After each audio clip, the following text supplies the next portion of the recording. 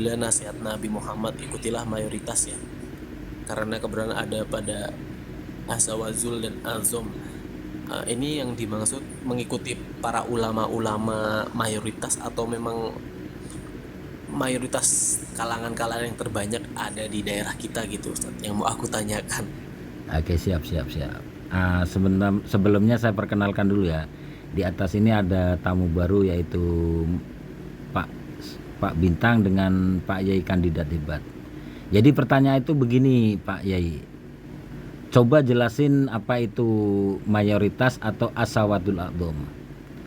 Kita bagi Kang kandidat dulu ya. Ya, monggo Kang kandidat. Monggo.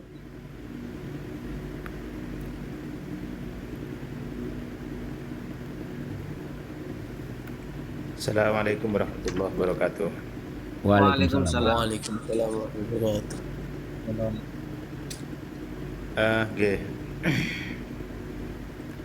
Untuk sementara mungkin asawadul a'dham itu kalau ditinjau dari pengertiannya adalah kelompok mayoritas. Dan yang dimaksud kelompok mayoritas tentu kita sudah bisa mengukur untuk saat ini, bahkan mulai dulu. Kelompok mayoritas itu tidak pernah terlepas dari kelompok Ahlus Sunnah wal Jamaah. Dimulai dari para sahabat, kemudian dimulai dari para tabi'in, termasuk ashabil madhahibil arba'ah. Mereka itu adalah kelompok mayoritas Ahlus Sunnah wal Jamaah. Dan dalam akidah adalah pengikut Al-Asy'ariyah dan juga Al-Maturidiyah, mbah dengan pernyataan Imam Abul Hasan Al-Asy'ari bahwa saya merumuskan akidah ini, merumuskan tauhid ini bukan semata-mata karena saya sendiri, tapi saya mengikuti apa yang sudah ditetapkan oleh baginda Nabi Sallallahu Alaihi Wasallam. Jadi sebenarnya akidah Asy'ariyah itu bukan buatan Imam Abul Hasan Al-Asy'ari, hanya beliau merumuskan lebih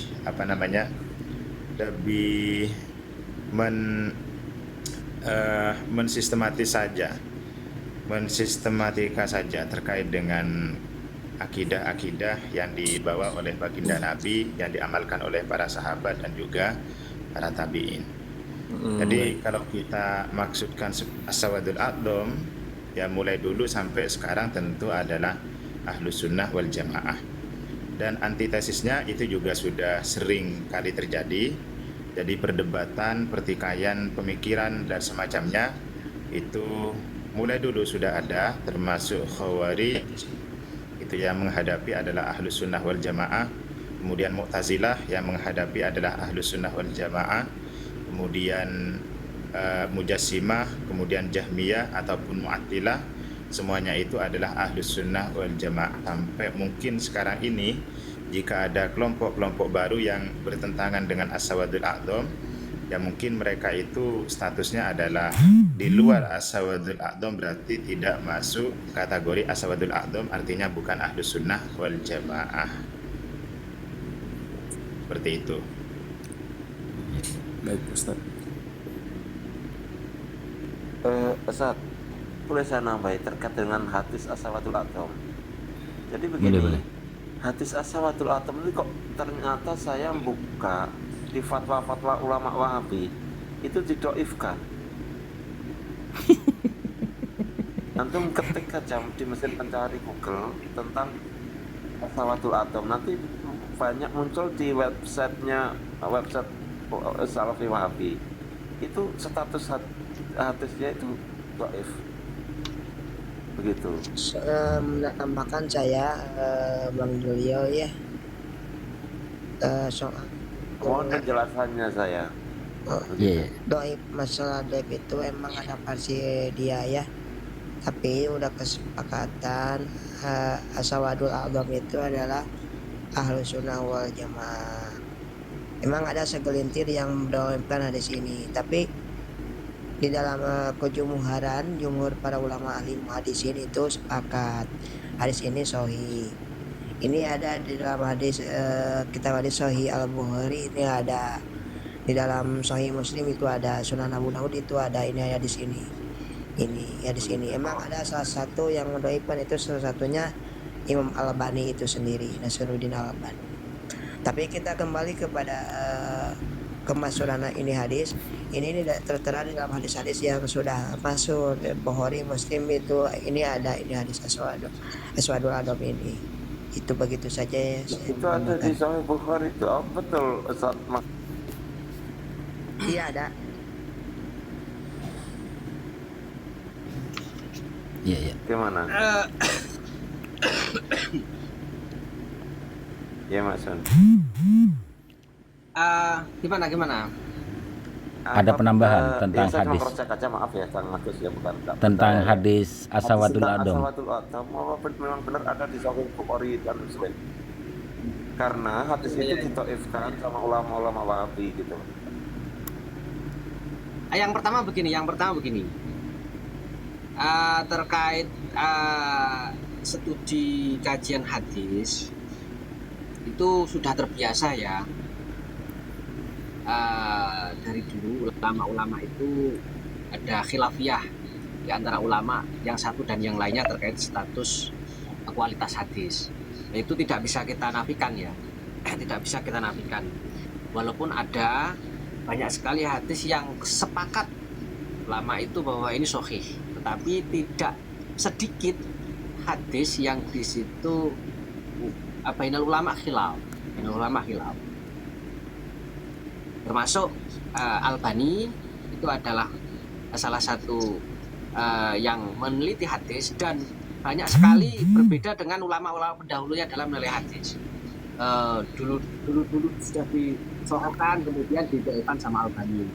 Begitu juga sebaliknya, didoakan sama ulama-ulama pendahulunya kemudian disohorkan sama Albani. Itu nggak jarang. Yang doef disohorkan, yang soheh didoefkan itu banyak terjadi kayak begitu di dalam kajiannya Albani. Nah, tetapi yang mau saya simpulkan adalah bahwa terkait Asawadul Adom itu kalau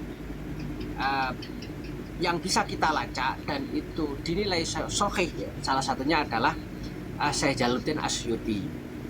Jadi di dalam kitab Jami'us Shaghir, Syekh Jalaluddin Asyuti mengatakan bahwa hadis Asawadul Adom itu adalah derajatnya sahih. Terlepas nanti ada perbedaan di antara para ulama. Ya, kita tidak bisa menafikan itu. Oke lah, kalau memang ikhtilaf ya ikhtilaf. Baik. Nah, itu yang pertama. Yang kedua,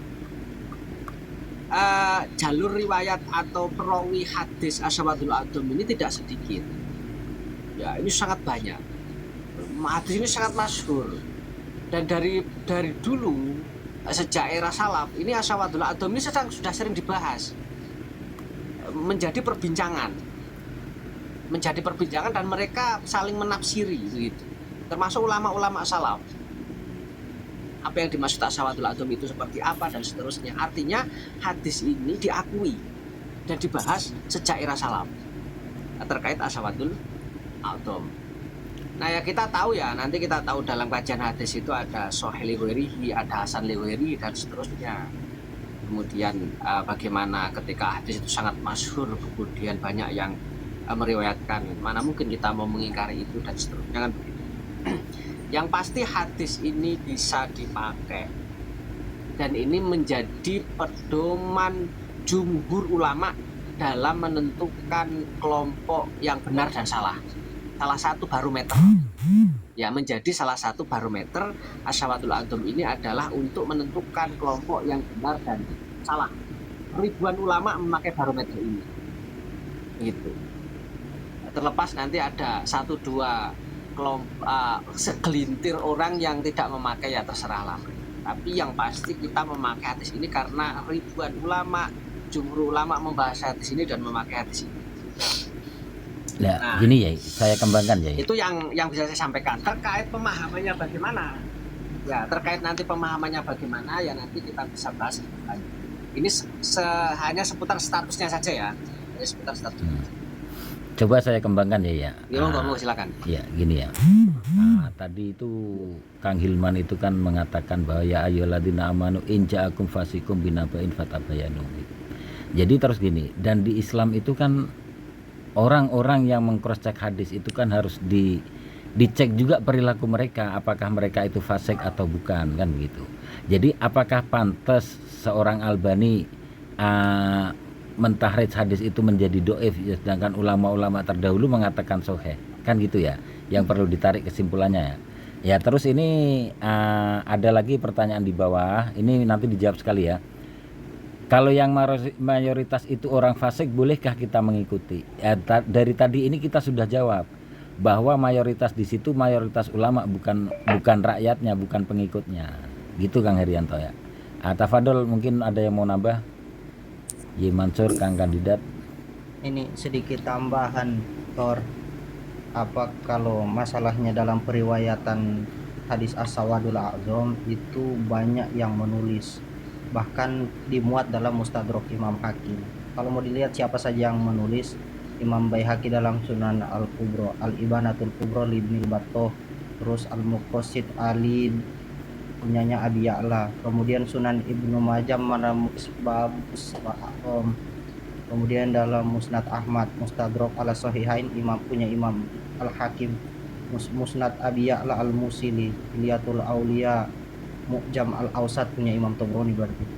Kemudian ada sama lagi di Mu'jamul Kabir punya Tabrani ditulis juga. Dalam Musannif Ibnu Abi Syaibah.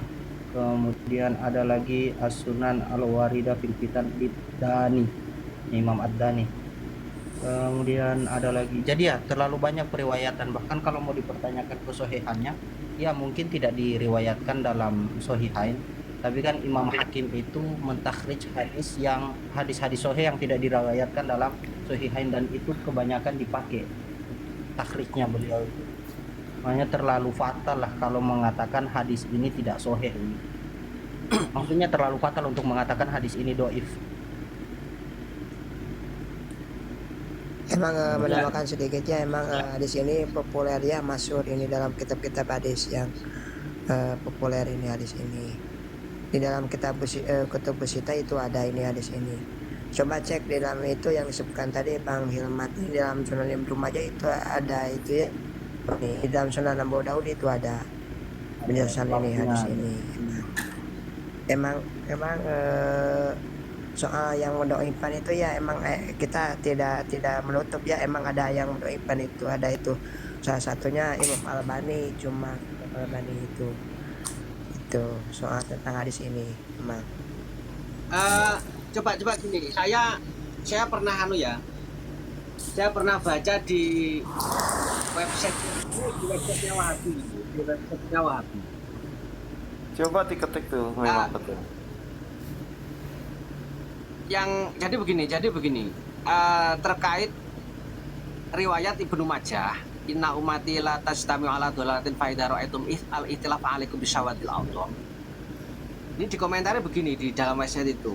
Ini HR Ibnu Majah, hadis hasan ya, dengan banyaknya jalan. Artinya memang banyak sekali hadis ini ya, perawinya.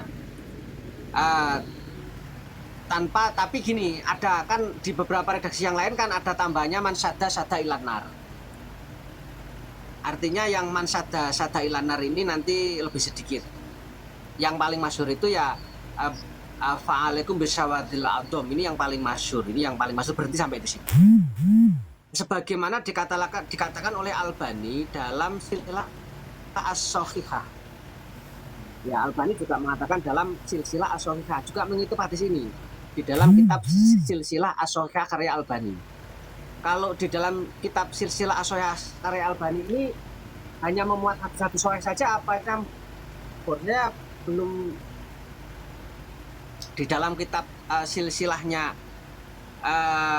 Sahih as-Sahihah punya Albani ini, apakah di situ juga membahas hadis dhaif atau ada hasan atau sahih saja kira-kira? Saya tanya ini.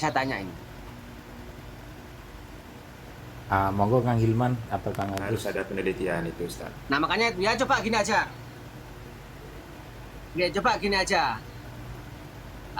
Saya juga tidak tahu ya yang tadi yang mengatakan bahwa katanya Albani itu doif itu juga di kitab apa, terus redaksinya kayak apa kan juga belum dipaparkan.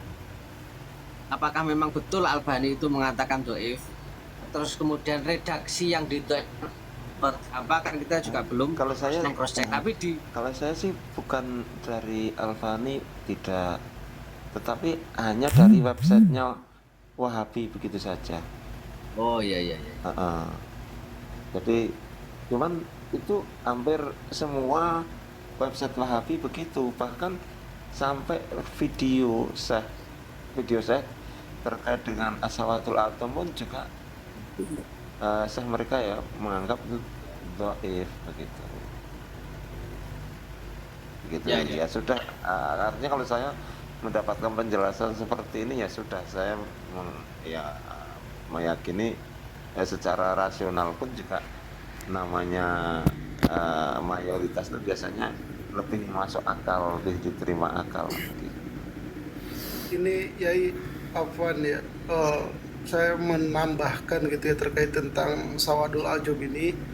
Jadi ulama hadis, pakar hadis Syekh mengatakan ya, saat mentahrij hadis la tajtami ummati ala khata di kitab Minhajnya Baidawi mengatakan begini, fa innaha wa illam tatawattar ahaduha lakin al mushtarah bainahuma mutawatirun qala qultu maqalahu sahih wa qad warada ma yu'adil makna hadis min hadisi Umar wa Ibnu Abbas wa Abi Hurairah wa Anas wa Malik al-Asy'ari dan seterusnya. Jadi Syekh Gumari berkomentar, hadis-hadis yang berkaitan dengan Sawadul A'jam itu meskipun secara satuannya tidak mencapai ada tingkat mutawatir, tetapi ketika dimajmukan mustaraknya maka dia mutawatir lah bil makna, kurang lebih seperti itu. Dan beliau menyebutkan riwayat dari banyak jalur, jadi mutawatir ya secara makna gitu. Oke. Ini Syekh Gumari kan kepakaran hadisnya diperhitungkan beliau kan. Siap. Jadi gini ya, Iya iya iya iya. kok setiap siapa kali tadi? Yai Mansur ngomong kok Mansur. terus kayaknya closing statement Yai ya. Kayaknya sudah enak ditutup gitu Itu ya, tadi ganti ke siapa? pertanyaan Mansur selanjutnya. tadi? Syekh Gumari. Jadi begini Bang Julio. Sodik Al-Gumari. Bang Julio. Al-Humari. Bang Julo. Mohon di open mic-nya. Nggih. Ustadz. Gini. Iya, Karena Ustaz. tadi sampean ke Tapi anu Yai, pertanyaan Gimana? dari Bang Yulo. lagi. Ini coba sebentar. Pertanyaan dari Bang Yulo itu kayaknya tidak hanya sebatas terkait status hadis, tapi terkait maknanya. Artinya Nah, pengertiannya kayak apa? Nah, betul, Ya, monggo Ustadz, di- betul. monggo Makasih, ditambah. makasih, dilengkapin. siap. Monggo dilengkapi. Ya, Nah, oke, berarti sudah clear ya, terkait status sudah clear ya, Ya, betul, bahwa hadis ini betul, bisa Ustaz. kita pakai. Hadis ini bisa kita pakai dan diriwayatkan oleh jumhur para pakar ilmu. Ya, Terima begitu. kasih, Ustadz. Oke. Nah, Ustadz Afwan, soalnya gini Ustadz. Soalnya kan Ana tuh karena Ana tuh seneng berkelana gitu kan soal kerjaan, jadi kadang ke Jawa Barat, kadang ke Jawa Tengah gitu. Nah kebetulan Ana juga punya banyak temen gitu. Ya Ana mah orangnya enjoy, terbuka gitu. Nah Ana tuh kebetulan pas di Jogja tuh teman Ana, nah terus ngobrol-ngobrol gitu. Kalau mungkin yang lebih masuk akal penjelasan Ustadz di sini ya, soalnya kalau Ana dijelasin sama teman Ana itu dari Gunung Kidul Jogja itu, ya malah jelasinnya itu gini, ya ikutin mayoritas, katanya mayoritas di Indonesia kan ya NU sama Muhammadiyah, jadi yang diikutin itu, makanya kan rancu pemikiranku loh, kok yang diikutin ternyata kan yang disebut mayoritas tuh para ulamanya gitu kan Ustaz. iya. Monggo tambah Yai. Iya. Betul.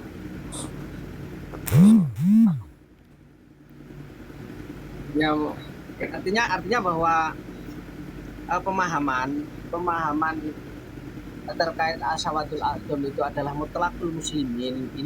Itu keliru itu keliru. Dari Aswaja tidak ada yang berpahaman begitu. Pemahamannya adalah bahwa Ashawatul A'jam itu adalah jumhurul ulama.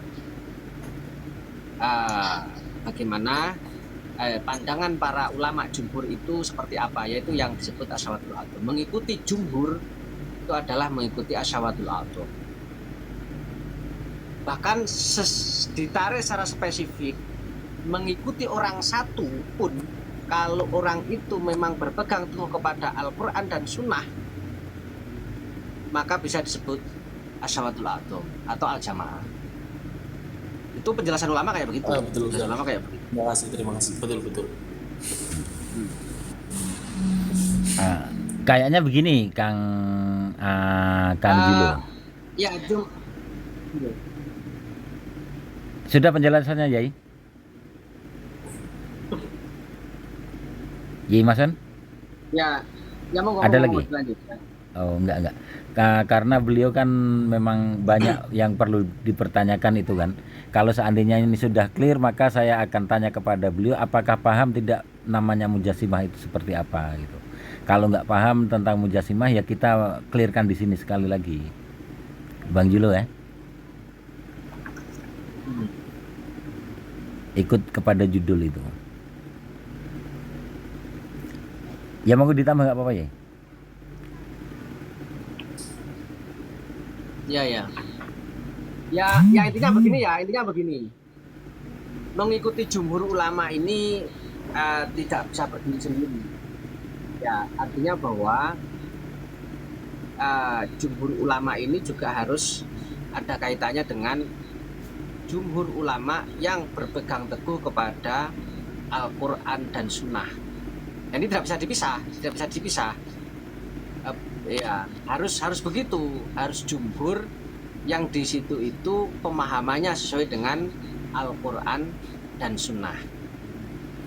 Nah, itu yang pertama. Kemudian yang kedua, secara fakta bahwa pemahamannya jumhur ulama ya ketika di situ merumuskan satu masalah tertentu atau memahami satu masalah tertentu itu secara kajian ya sudah sesuai dengan Al-Quran dan Sunnah. Nah, semisal saya contoh begini, jumhur ulama dari 4 madhab mengatakan bahwa bid'ah itu bisa dibagi menjadi 2. Ya, ada bid'ah hasanah, ada bid'ah dolalah. Nah, pemahaman ini sudah sesuai dengan Quran dan Sunnah enggak? Nah, itu bisa kita kaji secara ilmiah bahwa pemahaman pembagian bid'ah itu menjadi 2, ada bid'ah hasanah, ada bid'ah dolalah, itu bisa dipertanggungjawabkan bahwa itu sudah sesuai dengan Al-Quran dan Sunnah dengan dalil-dalil yang sangat banyak. Makanya ketika para ulama itu mengupas terkait kok bisa ada bid'ah hasanah, apa dalilnya, padahal hadisnya kulu bid'atin dolalah pakai perabot kulu, kok bisa ulama mengatakan bahwa kulu itu bermakna ba'dun di situ. Akhirnya ulama menjelaskan bahwa dalam gramatika Arab, bahwa dalam nas-nas baik Al-Quran dan Sunnah tidak semua kulu itu bermakna kuliah. Ada kulu yang bermakna ba'dun, itu dalil yang dipakai. Kemudian legitimasi bid'ah hasanah itu dalilnya pakai hadis yang mana, atau yang mentahsis hadis kulu bid'atin itu apa. Ada beberapa hadis yang mengatakan seperti man sana sunatan fil Islam, sunatan hasanatan falau ajruhu ajru man amila biha, terus sebagainya. Kemudian asarnya Sayyidina Umar nikmatil bid'atu hadi, dan kemudian af'aliyah para sahabat, af'aliyah para ulama salaf itu menjadi dalil-dalil yang dimana bahwa bid'ah hasanah itu ada, sehingga menghasilkan satu rumusan bahwa bid'ah itu dibagi menjadi 2, ada hasanah, ada dolalah, dan disepakati oleh jumhur ulama. Dan kajiannya ini sudah sesuai dengan Al-Quran dan Sunnah, artinya dalil-dalil yang ada. Ya, itu contoh. Dan nanti masih banyak lagi, terutama terkait akidah semisal, akidah. Tadi saya contohkan akidah yang mengatakan bahwa Allah maujud bila makan, itu bisa nanti dikaji secara ilmiah sesuai dengan Al-Quran dan Sunnah. Dan jumhur ulama pemahamannya kayak begitu. Ya, iya. Itu yang bisa kita. sekali. Saya boleh nambah dikit ya. Monggo. Nah, jadi begini ya, yang menjadi syubhat ya, menjadi sesuatu yang samar ya, bagi orang awam itu adalah jargon-jargon. Misalkan jargon-jargon kembali kepada Al-Quran dan Sunnah dengan pemahaman salaf, yang mana sebenarnya faktanya itu kembali kepada Al-Quran dan Sunnah dengan pemahaman tekstual dohiri begitu. Terus jargon gerakan pemurnian sebenarnya apa ya, lebih secara fakta itu tidak pada gerakan pemurnian lagi, tapi pada gerakan tekstualisasi begitu. Nah, orang awam itu memandang kebenaran itu berdasarkan teks saja gitu. Ya. Gitu. Sebentar Jadi, ya Kang Juli. mereka menangkap bahwa mereka nggak tahu kalau metode istinbat hukum itu tidak hanya didasarkan pada teks saja, tapi juga konteks, ada ilat masakot, kemudian istilahnya korina, dan seterusnya kan begitu. Itu yang orang awam nggak menangkap begitu. Sebentar Pak Juli ya, sebentar. Ini di bawah ada Pak Mentari Pagi, beliau marah-marah katanya nggak direspon. Saya persilahkan jenengan naik Pak, itu ada kursi kosong, dan kita akan sambut dengan senang hati Pak, tanpa marah-marah. Silakan naik, ditanyakan di atas saja Pak. Monggo Pak Mentari Pagi dengan Pak Raja Diraja. Oke, lanjut Pak Yulo. Pak Yulo? Aku ya Ustaz. Iya. Iya. Ada sanggahan? Baik Ustaz. Sebenarnya itu jujur. Ini Ana sedikit cerita dulu. Sebenarnya itu aku jujur, aku tuh pernah kayak ikut, kalau aku dulu sempat belajar bahasa Arab juga, cuman kadang-kadang males-malesan, itu juga dari orang NU yang ngajarin. Terus Ana juga sempat kayak ikut kajian salaf juga pernah, ikut kajiannya Hizbut Tahrir, cuman karena Ana tuh orangnya banyak futurnya juga, males-malesan, jadi ya makanya kadang nangkep ilmunya setengah-setengah. Terkadang kan problem yang aku lihat gitu ya, karena aku sering kemana-mana gitu, jadi tuh kadang aku tuh melihatnya gini Ustaz, contohnya kayak aku kalau pulang ke daerah Jawa Tengah gitu, ke daerah Temanggung atau Magelang, Ana tuh kan bude Ana di sana kebetulan sama Mbah, jadi sering pulang ke sana. Kadang juga banyak di sana tuh pondok-pondok pesantren, tapi dari aku pribadi tuh pesantren itu agak aneh. Mungkin Ana nggak ngelihat dari sisi belajarnya, tapi mereka itu selalu mengadakan event dengan cara mengundang konser-konser gitu Ustadz. Konsernya itu ini malah artis-artis yang jelas artis dangdut gitu. Nah itu pun dipertontonkan sama santri-santrinya gitu kan. Itu kan yang terjadi Ustadz.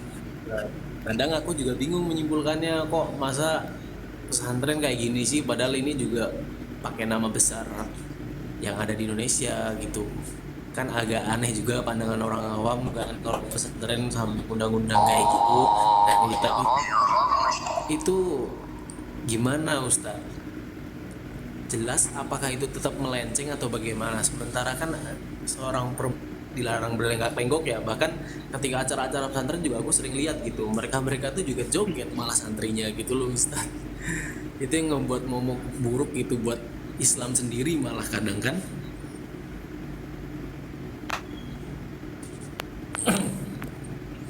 Iya. Jadi begini ya. Iya. Sebentar. Yang pertama itu sudah clear ya. Karena saya mondok di Magelang. Ya. Yang pertama Kang Julu sudah clear ya. Oke. Monggo terus Pak. Ya, Afan ya. Iya. Pak Ilman, monggo Pak Ilman. Saya cuma mau bilang, yo Mas di Magelang itu kan macam-macam. Saya pun sendiri berapa tahun di sana? 5 tahun, 4 tahun. 3 tahun di Kerincing, 1 tahun di Payaman saya. Cuman ya di Magelang sendiri kan. Di masjid, samping Masjid Agung pondoknya kami tuh Mas. Pas samping Masjid Agung. Darul Pak Mukhlasin. Yai saya masih keturunan. Nah, apa namanya, yo di sana juga kan ada MTA, LDI, ya macam-macam lah. Jadi ya kadang kalau dapat Betul yang Ustaz, aneh-aneh banyak ya macam-macam, sudah betul. dikembalikan ke pondoknya. Betul Ustaz. Kayaknya Yai Andi santri jalanan mau nak.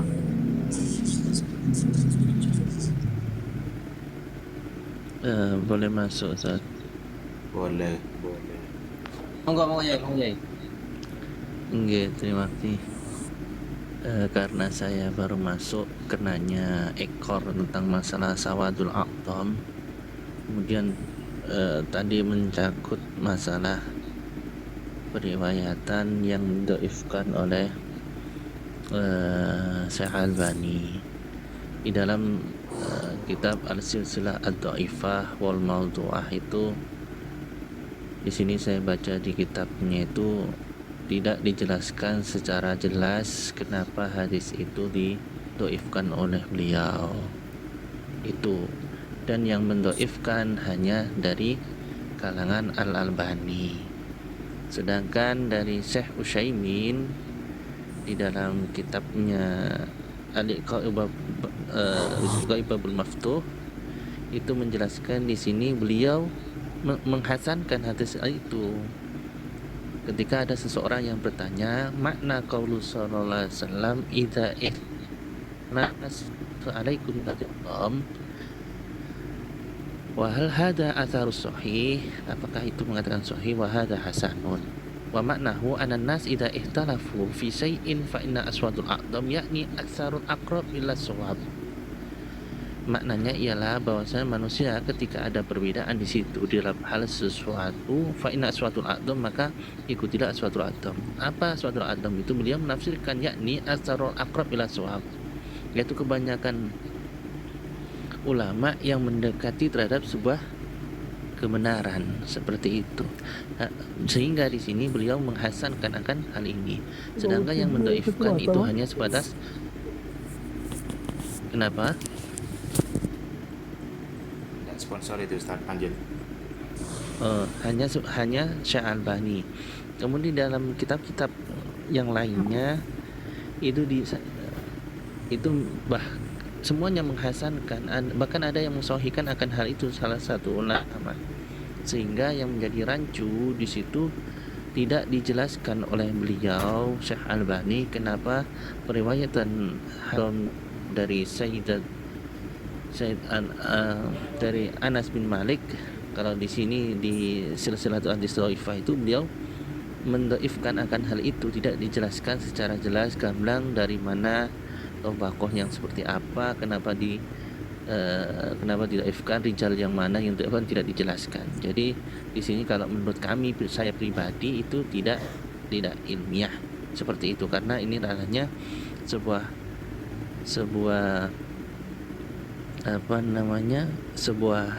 bukan penelitian sih, penentuan hadis apakah itu sahih ataupun dhaif, seperti itu tidak ditampilkan.